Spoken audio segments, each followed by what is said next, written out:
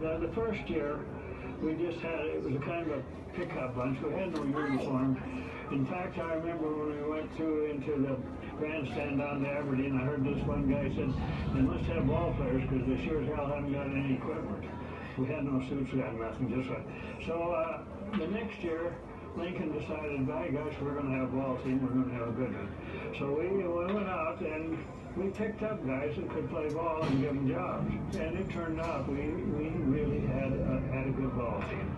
It was, and everybody on the mountain supported it. They supported it big. We had jackets made with Rushmore Memorial with the faces on the back of it, and I think every person on the mountain ball.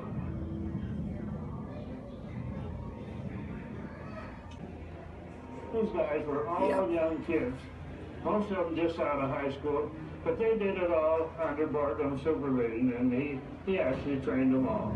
Yeah, we all got along pretty well.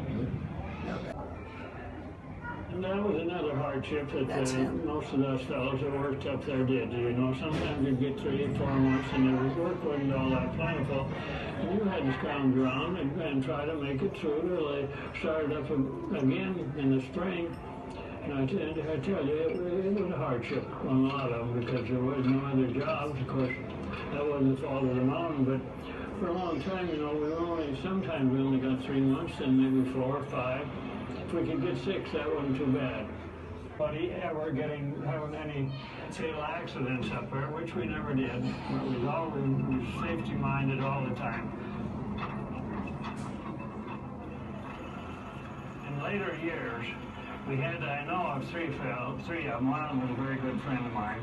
They died of silicosis. That is dust on the lungs that they breathed in while they were drilling.